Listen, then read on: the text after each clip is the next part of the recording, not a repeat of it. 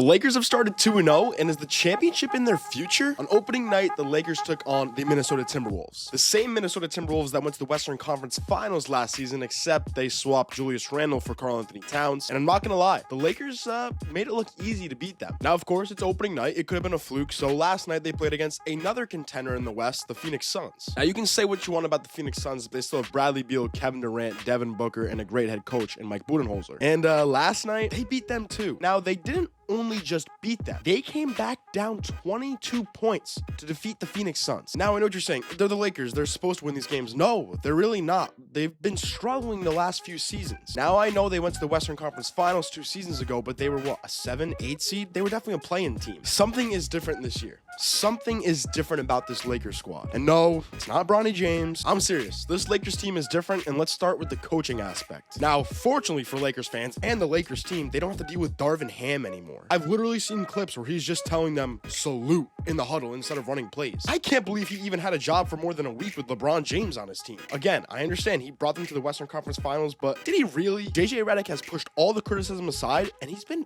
great. They're actively moving the basketball. Their motion offense without the basketball is an elite level, and defensively, they're working around their defensive anchor and Anthony Davis. Pretty smart idea. But seriously, yesterday's game low-key showed me how they can make a push to the championship. Let's build the blueprint really quick. A, they don't have Darvin Ham anymore. They have JJ Redick. B, they improved their roster. We'll talk about that more later. C, the West is low-key kind of weaker than we thought. And D, LeBron James. E, LeBron James. F, LeBron.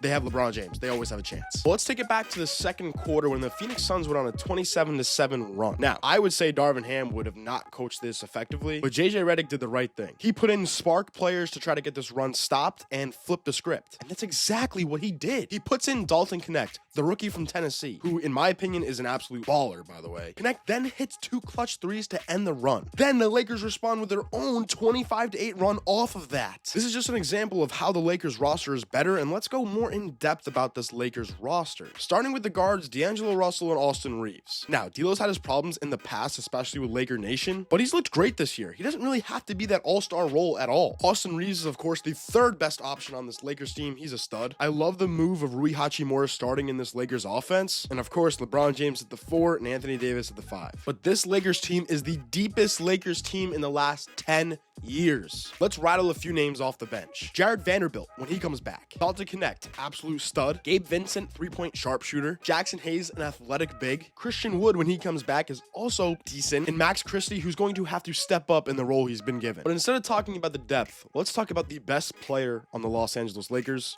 Anthony Davis. Anthony Davis is making a case for the MVP 2 games into the season. I know what you're saying. Dude, it's only 2 games. Stop overreacting. But guess what? This is the only reaction I have because AD is an effing monster. 35 points per game through 2 games. 12 rebounds per game through 2 games. 2.5 blocks through 2 games. These are MVP type numbers. He leads the league in points scored per game. I know, small sample size, but still, you're playing off the ball with LeBron James and you're still averaging 35 and 12. He's basically saying, LeBron, take a step back if you need to. Save it for the playoffs. I got us. And that is scary for the Western Conference, especially a Western Conference that looks slow right now. The Nuggets look slow. The Timberwolves look slow. Now the Thunder look good, but even the Phoenix Suns, slow. They just lost a 22-point lead to the Lakers. I can make an extreme argument that the Lakers could be a top 4 seed in the Western Conference and see the Thunder in the Western Conference Finals. And I haven't even touched that they have the best player in basketball of all time, LeBron James. Now LeBron isn't putting up 30, 10, and 10 like we're low-key used to, which is crazy from a 40-year-old, but he doesn't really have to, and Austin Reeves scores 26 and AD scores 35. But yesterday, he still had 21 points, 4 rebounds, and 8 assists. Right now, that's low-key his average. It's like 18, 4, and 6 or something like that, and obviously, it's going to get boosted up throughout the season. I'm going to predict a 25, 6, and 6 year from LeBron. So if you're getting 25 points from LeBron James, I'm going to say 30 for Anthony Davis throughout the season. Austin Reeves comes in with 15 to 20 points. Rui Hachimura 10 to 15 with solid defense, and with Jared Vanderbilt, Christian Wood, and Dalton Knecht off the bench, this Lakers team is actually,